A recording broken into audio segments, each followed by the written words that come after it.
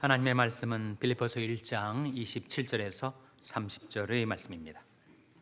오직 너희는 그리스도 복음에 합당하게 생활하라. 이는 내가 너희를 가보나 떠나했으나 너희가 일심으로 서서 한뜻으로 복음의 신앙을 위하여 협력하는 것과 미래든지 대적한 자를 인하여 두려워하지 아니하는 이 일을 듣고자 함이라. 이것이 저에게는 멸망의 빈거요 너에게는 구원의 빈거니 이는 하나님께로부터 난 것이니라. 그리스도를 위하여 너에게 은혜를 주신 것은 다만 그를 믿을 뿐 아니라 또한 그를 위하여 고난도 받게 하심이라. 너에게도 같은 싸움이 있으니 너희가 내 안에서 본 바요 이제도 내 안에서 듣는 바니라. 아멘. 할렐루야. 서로의 평강의 복을 기원한 마음으로 샬롬 인사 나누시기 바랍니다. 샬롬. 샬롬. 오늘도 우리 아가페 찬양대가 요한일서 4장을 노래하여 주셨습니다. 하나님의 사랑, 그 사랑으로 서로 사랑하자 하는 말씀을 가사로 아름다운 찬양을 불러주셨습니다. 사도 바울이 이렇게 말한 적이 있습니다. 내가 복음을 부끄러워하지 아니하노니 이 복음은 모든 믿는 자에게 구원을 주시는 하나님의 능력이 됨이라. 복음을 부끄러워하지 않는다고 했었던 사도 바울, 그 이유는 복음은 모든 믿는 자에게 구원을 주시는 하나님의 능력이기 때문이라고 하였습니다. 복음이 무엇인가? 복음의 글자풀이를 하자면 복복자의 소리음자죠. 복음은 복된 소리, 복된 소식, 하나님께서 인류에게, 우리 인생에게 들려주시는 기쁜 소식이 복음입니다. 그 복음에는 사람을 구원하는 능력이 들어있다. 복음에는 구원과 축복이 들어있습니다. 복음의 내용이 무엇인가? 복음은 무엇으로 이루어져 있는가? 고린도전서 15장에 나와 있어요. 이는 성경대로 그리스도께서 우리 죄를 위하여 죽으시고 장사 지낸 바 되었다가 성경대로 삶 안에 다시 살아나사 복음을 구성하는 핵심적인 두 기둥은 바로 십자가와 부활입니다. 그리스도의 십자가와 부활이 바로 복음이죠. 그리스도의 십자가를 통하여 세상 죄를 지신 하나님의 어린 양 예수 그리스도가 우리 모든 죄악을 짊어지시고 내가 받아야 될 죄에 대한 심판을 대신 받으셔서 피 흘려 죽으심으로써 그 생명의 피를 흘려 우리 죄를 대속하셨다. 그 피로 우리 죄를 용서해 주셨다는 것이 복음의 내용이고, 그 그리스도를 삶 안에 살려내신 하나님, 그 부활의 능력으로 우리에게 새 생명, 영원한 생명을 주셨다 하는 것이 하나님이 우리에게 들려주신 기쁜 소식, 복음입니다. 하나님이 복음으로 우리를 구원해 주신 거죠. 복음으로 우리를 하나님의 자녀 삼아 주셨습니다. 그렇다면 이제 우리가 어떻게 살아야 할 것인가? 오늘 본 말씀 빌립보서 1장 27절에 나옵니다. 1장 27절 말씀 같이 읽겠습니다. 시작. 오직 너희는 그리스도 복음에 합당하게 생활하라. 이는 내가 너희를 가보나 떠나했으나 너희가 일심으로 서서 한뜻으로 복음의 신앙을 위하여 협력하는 것과, 이 말씀 가운데 오직 너희는 그리스도 복음에 합당하게 생활하라.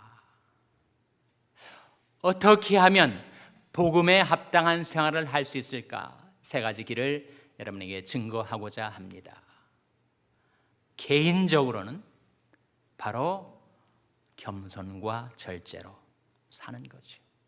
대인 관계에 있어서는 용서와 사랑으로 사는 것, 주님과의 관계에 있어서는 헌신과 충성으로 사는 것이 복음에 합당한 생활입니다. 첫째로 겸손과 절제로 살아가라.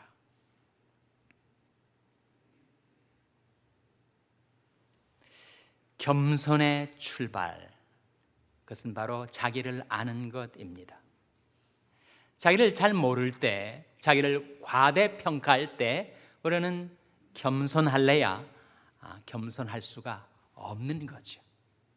만일 누가 아무것도 되지 못하고 된 줄로 생각하면 스스로 속임이니라. 겸손의 출발은 자기를 아는 것.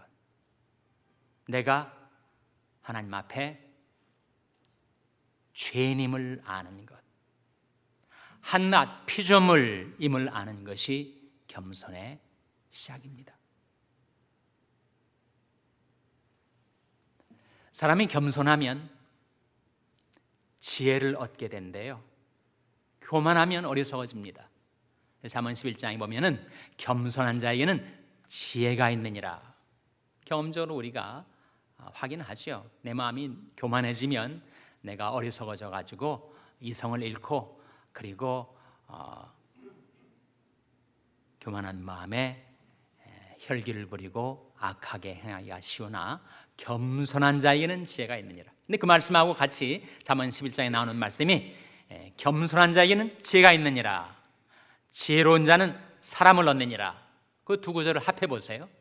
그럼 뭐가 됩니까? 겸손한 자는 사람을 얻느니라. 사람이 겸손하면 사람들이 따라 붙는다는 거죠. 그러니까 뭐 잘 돼도 자기가 크레딧을 취하지 않고 영광을 하나님께 돌리는 것을 보고 정말 자기가 없는 사람이라고 생각될 때 우리는 그 사람을 좋아하고 따르게 됩니다. 근데 자아가 너무 강하고 자기의 자기 공로, 자기 영광이 센 사람들은 좋아하지 않아요. 하나님도 교만한 자를 싫어하시느니라 하는 성경 말씀이 있지 않습니까? 하나님이 교만한 자를 싫어하십니다. 사람들도 교만한 자를 싫어해요. 근데 재미있는 것은 교만한 자도 교만한 자를 싫어합니다. 예수님께서 나는 마음이 온유하고 겸손하니 나의 멍에를 메고 내게 배우라. 우리 신앙생활의 목표를 분명하게 설정해 주셨는데, 그것은 온유하고 겸손하신 주님을 배우고 닮아가는 것, 그것이 우리 신앙생활의 목표죠. 아무래든지 다툼이나 허영으로 하지 말고 오직 겸손한 마음으로 각각 자기보다 남을 낮게 여기고 각각 자기를 돌아볼 뿐더러 또한 각각 다른 사람들의 일을 돌아보아 나의 기쁨을 충만케 하라 하셨어요. 그래서 교회 봉사할 때도 다툼이나 허영으로 하지 말고 누구를 대하든지 분명히 나보다 나은 점이 그에게 있음을 인정하고. 사실 그렇지 않습니까? 내가 팔방미인이 아니고 내가 모든 면에서 탁월한 존재가 아닌 이상 누구에게나 나보다 나은 점이 꼭 있게 마련이에요. 나보다 말씀을 더 많이 알든지, 나보다 찬송을 더 잘하든지, 나보다 기도를 더 열심히 하든지, 나보다 봉사를 더 열심히 하든지, 나보다 전도를 더 잘하든지, 나보다 가족들을 더 사랑하든지, 나보다 배우자에게 더 진실과 사랑으로 대하든지, 나보다 돈을 더 잘 벌든지, 우리 가정생활, 교회생활, 사회생활 속에서 분명 나보다 그가 더 낫다는 거예요. 그걸 인정하라는 거죠. 아무래든지 다툼이나 허용으로 하지 말고 오직 겸손한 마음으로 각각 자기보다 남을 더 낮게 여기고 각각 자기 일을 돌아볼 뿐더러 또한 각각 다른 사람들의 일을 돌아보아 나의 기쁨을 충만케 하라 하셨어요. 그리고 절제의 삶이죠. 이 길을 다투는 자마다 모든 내 절제하나니. 절제가 얼마나 어려운지, 절제가 잘 되질 않아서 탈이 납니다. 먹는 것도 좀 절제하고, 자는 것도 좀 절제하고, 운동하는 것도 좀 절제해야 될 텐데 절제가 잘 안 돼가지고 항상 문제이죠. 사람 나이가 40세가 넘어서도 운동을 안 하면 독을 마시는 것과 같다, 그런 말을 누군가가 하였습니다. 건강을 위해서 운동이 필수적이죠. 건강은 정말 건강해지려면 운동을 반드시 해야 하지만 그 좋은 운동도 지나쳐버리면 해롭다는 거죠.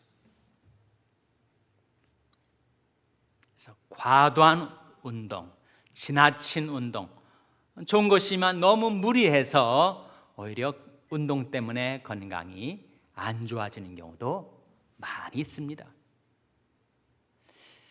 저는 건강을 위해서 테니스를 한때 쳤었어요. 지금은 종목을 바꿨습니다만 동부에서 목회하면서 매주 목요일은 제가 테니스 치는 날이에요. 이 서부와 달리 동부는 날씨가 자주 변해가지고 이상스럽게 하필이면 꼭 목요일 날 비가 내리는 거예요.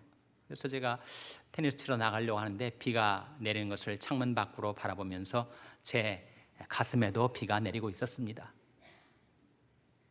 날씨 좋은 날 이제 테니스를 한 2시간여 치고 나서 이제 돌아왔는데 당시 신학교 아파트에 살고 있는 목사님들, 전도사님들이 그 파킹랏에서 족구를 하고 있어요. 아주 템팅, 유혹적이었습니다. 족구를 좀 해야 될까 말아야 될까. 근데 저도 모르는 사이에 그냥 휩쓸려 들어가가지고 또 테니스를 한 2시간 넘게 친 상태에서 족구를 또 1시간 넘게 하고 났더니 이상한 증상이 제 몸에서 생겼어요. 그 다음날 바지를 입는데 갑자기 찌르륵 다리가 막 전기가 오는 것처럼 아픈 거예요. 그래가지고 다리를 절면서 몇 달 고생을 했습니다. 제가 얻은 결론, 운동은 한 종목만 하자. 저희 결론이었어요. 운동은 좋은 것이나 과도하면 오히려 해가 됩니다. 그래서 요즘 현대의학에서 나온 말인데 NEAT가 필요하다는 거예요. NEAT. NEAT는 산뜻한 이런 뜻이지만 약자입니다. Non-Exercise Activity Thermogenesis라는 말인데 운동은 아닌데 몸을 움직여 활동을 하는 가운데 체열, 몸의 온도를 발생시키는 것, 그것이 정말 필요하고 도움이 된다 하는 거죠. 이를테면 이런 무슨 아주 거창한 과격한 운동 말고 생활 속에서 텃밭에서 일을 한다든지 또는 자주 자리에서 앉아있지만 말고 좀 일어서서 움직인다든지.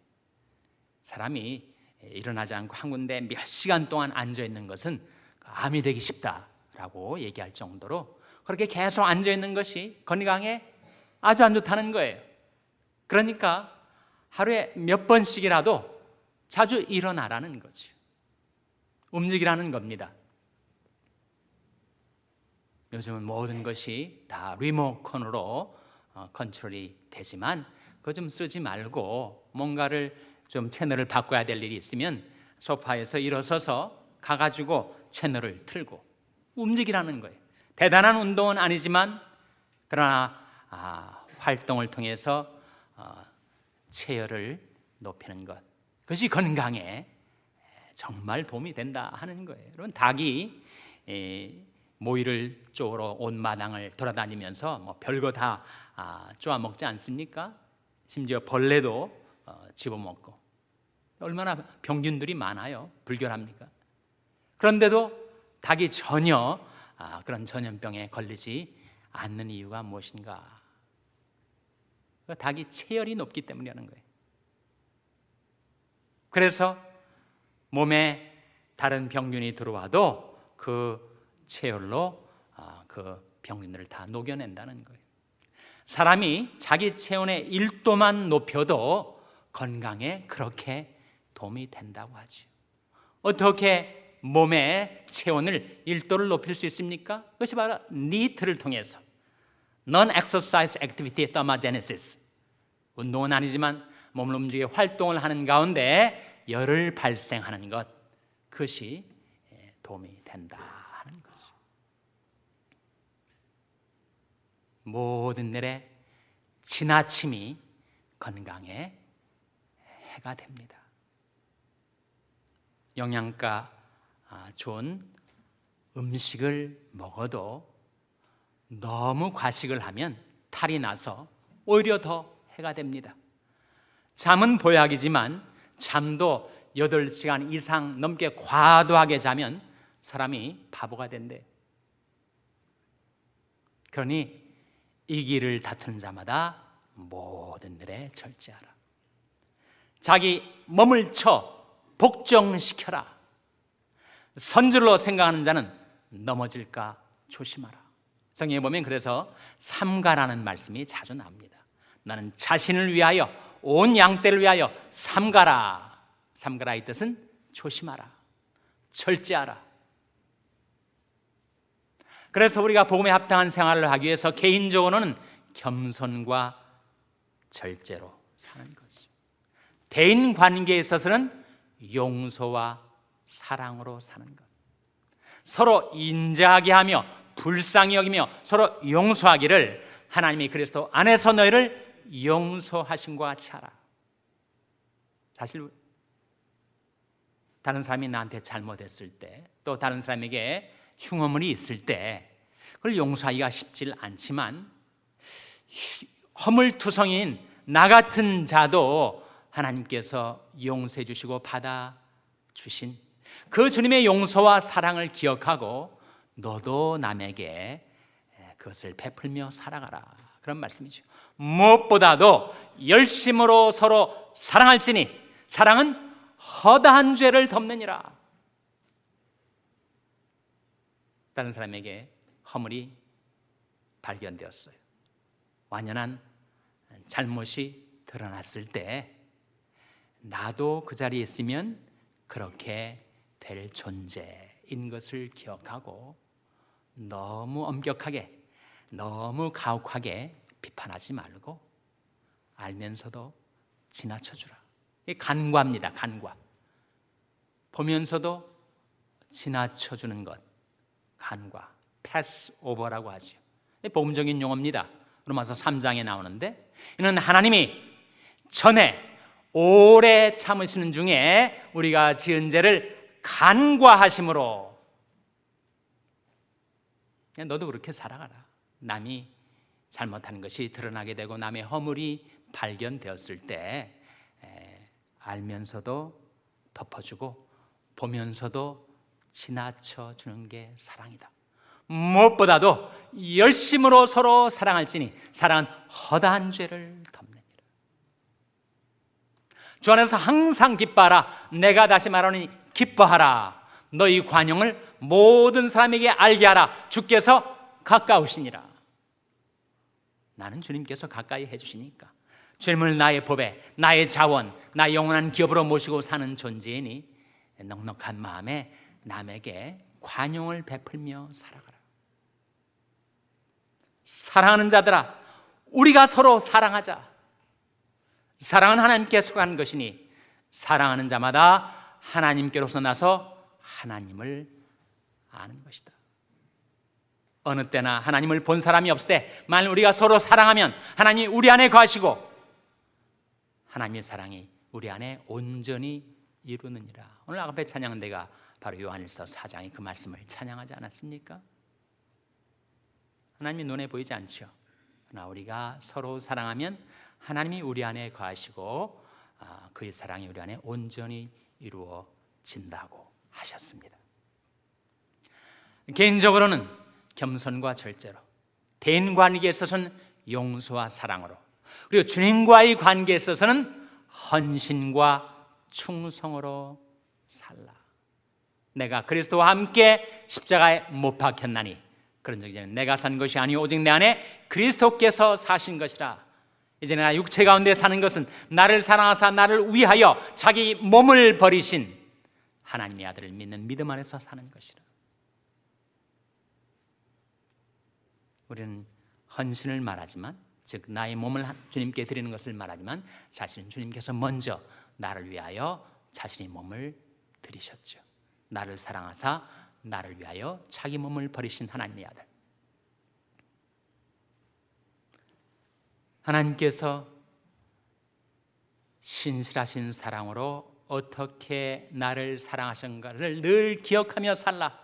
내가 무궁한 사랑으로 너를 사랑하는 거로 인자함으로 너를 인도하였다 하였노라. 우리가 아직 죄인 되었을 때 그리스도께서 우리를 위하여 죽으심으로 하나님께서 우리에게 대한 자기 사랑을 확증하셨느니라.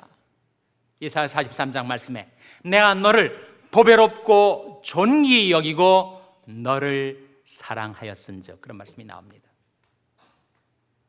우리가 뭐 그렇게 보배롭고 존귀한 자인가? 그렇지 않은 것 같은데, 하나님이 그 신묘막측하신 창조의 능력으로 창조하신 하나님의 작품, 하나님의 피조물, 그리고 죄짓고 하나님을 떠난 나를 그리스도의 피로써 다시금 구속하여 주신 구속의 작품. 하나님께서 우리를 보실 때 그래서 우리를 보배롭고 존귀 여기시고 우리를 사랑하신다 하셨어요. 하나님께 받은 그 사랑을 우리가 하나님께 돌려드리면서 헌신하고 충성하는 거죠. 나를 능하게 하신 그리스도 예수 우리 주께 내가 감사함은 나를 충성되이 여겨 내게 직분을 맡기심이니. 하나님의 자녀로서의 직분, 교회의 집사, 권사, 장로로서의 직분을 맡기신 것은 나를 충성되이 여겨서 맡기신 것이다. 저는 대학 시절에 경제학을 전공했습니다. 이따금씩 저를 보고 그런 분들이 계세요. 한국에 돌아가서 계속 경제학을 했으면 재계나 관계에서 좀 한 자리 했을 텐데 왜 여기 남아가지고 그렇게 고생을 하느냐고. 그럼 제가 그렇게 대답을 합니다. 만일 그랬더라면 제가 특정 경제범죄 가중처벌법에 걸려가지고 지금 감옥에 가 있을 거라고. 그럴 가능성이 높습니다. 사람마다 하나님께 받은 분량이 있어요. 믿음의 분량, 은사의 분량, 사명의 분량이 있습니다. 제게 주신 분량은 이거예요. 마태복음 24장 45절에 주님께서 이렇게 사람들을 부르십니다. 충성되고 지혜 있는 종이 되어 주님에게 그 집사람들을 맡아 때를 따라 양식을 나눠줄 자가 누구뇨? 그 주님이 부르심에 제가 예라고 응답하는 거죠. 어떻게 해서든 충성되고 지혜 있는 종이 되어서 주님에게 그 집사람들을 맡아서 때를 따라 말씀의 양식을 나눠줄 자가 누구뇨? 라는 주님이 부르심에 제가 예라고 응답을 한 것입니다. 제 목회의 비전, 제 장래에 대한 소망, 그것은 디모데전서 4장 16절에 나온 말씀인데, 내가 내 자신과 가르침을 삼가 이 일을 계속하라. 이것을 행함으로 내 자신과 내게 듣는 자들을 구원하리라 하신 말씀이에요. 제가 저 자신을 삼가고 그리고 맡은 사명, 충성 속에 감당하면 어떤 일이 벌어지는가? 내 자신도 구원을 받고 내게 듣는 자들도 구원하게 되리라 하신 말씀이죠. 하나님께서 복음으로 우리를 구원해 주셨습니다. 그래서 우리는 복음에 합당한 생활을 해야 하죠. 어떻게 하는 것이 복음에 합당한 생활을 하는 것인가? 개인적으로는 겸손과 절제로 사랑하는 것, 대인관계에 있어서는 용서와 사랑으로 사랑하는 것, 주님과의 관계에서는 헌신과 충성으로 사랑하는 것. 그렇게 복음에 합당한 생활을 하시는 여러분 한 분 한 분 되시기를 주님의 이름으로 축원합니다. 기도하시겠습니다. 하나님 아버지, 이 복음은 모든 믿는 자에게 구원을 주신 하나님의 능력이라 하셨사온데, 십자가와 부활의 복음으로 저희들을 구원하신 하나님 앞에서 저희들이 복음에 합당한 생활을 할 수 있게 도와 주시옵소서. 복음의 능력으로 저희들을 붙드시고, 복음의 능력으로 저희들을 변화시켜 주시고, 복음의 능력으로 저희들을 인도하여 주시기를 바라옵고 예수님의 이름으로 기도하옵나이다. 아멘.